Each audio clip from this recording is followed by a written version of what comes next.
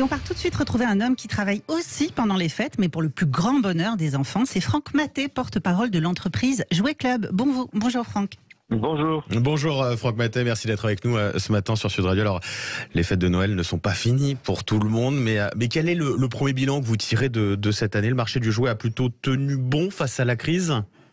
Alors, ce que je peux dire, c'est surtout pour Jouet Club, parce que j'ai pas encore les chiffres du marché, mais pour nous, en effet, la crise n'a pas eu d'impact sur la demande des consommateurs. On a noté finalement des familles qui ont décidé d'offrir un joyeux Noël à leurs enfants, et le Père Noël a été aussi généreux que l'an dernier. Il y a eu quand même des différences au niveau des habitudes peut-être d'achat des consommateurs qui sont orientés sur des cadeaux peut-être plus petits, un peu moins onéreux, ou là encore pas de différence notable? Non, il n'y a pas vraiment de différence. Noël a la particularité d'être la plus belle des fêtes, et celle pour laquelle on fait les plus beaux cadeaux. Et donc, on a une proportion de cadeaux par niveau de prix qui est assez stable par rapport à l'an dernier. Donc, on a plutôt en fait des achats qui ont été très tardifs, puisque Noël étant un dimanche, les familles se sont laissées un peu plus de temps. Donc, c'est vraiment sur la dernière semaine que tout s'est joué. Plutôt de l'achat de dernière minute, mais c'est vrai qu'avec le Noël qui arrive en plein week-end, ça laisse effectivement la semaine pour y penser.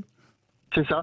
On s'est laissé du temps. On s'est dit, j'ai une semaine de plus. Donc, on a vu beaucoup de clients dans la dernière semaine en se disant, je m'y prends au dernier moment, Noël arrive vite.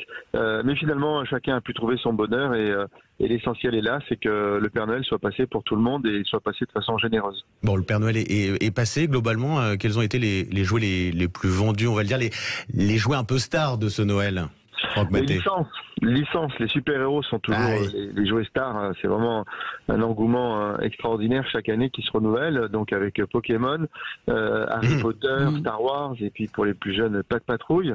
Donc ça, c'est les grandes stars de ce Noël. Et puis ensuite les grands classiques comme Barbie, qui est toujours présente, les voitures radiocommandées, les circuits voitures, et puis bien sûr les jeux de société, où là on s'adresse à la fois aux enfants, aux adolescents et aux adultes.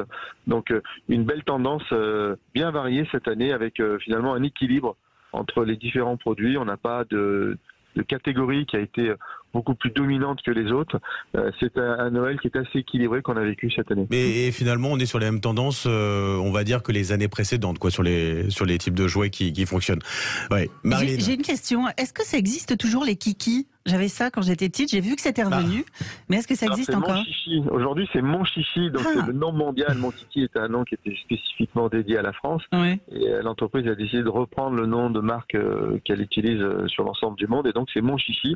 Et Mon Chichi, en effet, existe toujours et fait partie des classiques que l'on retrouve au pied du sapin. Je vais peut-être m'en offrir un pour Noël quand même. Mais justement, je vais rebondir dessus. Vous parlez de marques de fabriquées en France, finalement. Franck Maté, ici, est-ce que c'est aussi quelque chose qui joue? Oui, c'est important pour une partie de notre clientèle. De plus en plus, vous le notez, hein? Oui, il y a une progression au fil des années qui est constatée, parce que on a aussi des fabricants qui se renouvellent, qui proposent des produits de qualité qui sont dans le coup pour les enfants. Donc vous avez les grands leaders de la plaine de l'Ain, comme on dit, et du Jura, donc Smobile Coiffier par exemple, ou Jeux Jura pour les jeux en bois. Vous avez un fabricant de peluches, Piu et Merveille, qui a relocalisé sa production en France, qui fait des peluches de grande taille à des prix extrêmement compétitifs. Vous avez du loisir créatif avec Comoulage ou Santosphère par exemple, ou des jeux de société comme Ducal qui est dans l'Est. Donc aujourd'hui, on a quasiment toutes les catégories de produits qui sont couvertes par des marques françaises, qui arrivent à avoir une proposition qui est à la fois qualitative mais attractive en prix, parce qu'il y a des process industriels qui ont été revus. Et puis il y a aussi le fait que faire venir ces jouets d'Asie aujourd'hui, c'est un budget important. Les coûts ont bien progressé. Donc ça rend encore plus la production française compétitive. Ça veut dire qu'on a vraiment une réindustrialisation entre guillemets du jouet en France? On a un retour Oui, on a des reprises de savoir-faire, des réorganisations. Nous-mêmes, chez Jouet Club, nous avons nos marques exclusives pour lesquelles nous travaillons sur la relocalisation. Donc relocalisation en France et en Europe. Parce qu'il y a du savoir-faire aujourd'hui qui est là. Il y a du savoir-faire qui peut reprendre jour comme ça, à partir du moment où il y a des volumes de vente derrière qui peuvent être assurés. Donc finalement, on sent une mobilisation de l'ensemble de la filière, que ce soit du côté des enseignes comme du côté des fabricants, pour favoriser le fabriqué en France. Pour avoir un peu une idée, ça représente quel pourcentage justement des jouets du côté de Jouet Club, chez Jouet Club, les jouets français fabriqués en France? Alors c'est un peu moins de 20% des ventes, donc c'est assez significatif. Alors c'est une volonté de notre part aussi, puisque en tant qu'entreprise coopérative, avec des commerçants entrepreneurs, on va privilégier autant que faire se peut le fabricant en France. Mais globalement, on arrive aujourd'hui à avoir des belles propositions qui séduisent de plus en plus de familles et notamment d'enfants. Sur les jouets qui viennent de l'étranger, on a vécu une année compliquée au niveau international. Est-ce que vous avez connu, du côté de Jouet Club, comme on a connu aussi dans d'autres secteurs de l'économie, des ruptures de stock? Ça a été le cas aussi? Alors non, on n'a pas eu de phénomène de pénurie comme on a pu en parler l'an dernier. On a toujours des produits qui sont pas présents jusqu'au 25 décembre dans les magasins, parce que en fait, Noël, c'est un an de préparation, donc là, on travaille déjà Noël prochain.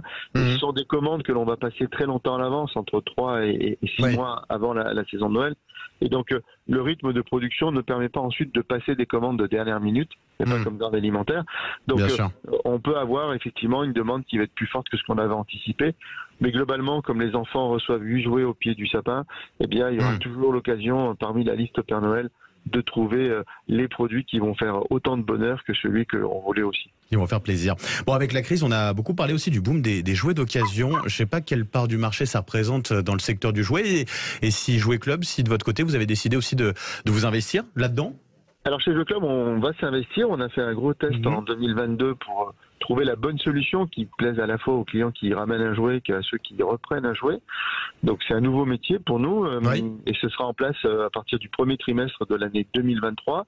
C'est une tendance émergente, c'est moins d'1% des ventes aujourd'hui, donc c'est extrêmement marginal. Il y a des sites dédiés, il y a des brocantes, il y a des braderies ou même il y a de l'économie solidaire qui tourne autour du jouet d'occasion. Donc on va s'y mettre aussi. Voilà, ça fait partie aujourd'hui d'une attente d'une partie de nos clients. Ça ne concerne pas les jouets pour les grandes occasions, comme peuvent être Noël ou un anniversaire, puisque là, l'enfant, il veut la dernière nouveauté, la dernière tendance, ou il va s'inspirer dans le catalogue de Noël, par exemple, pour faire sa liste au Père Noël.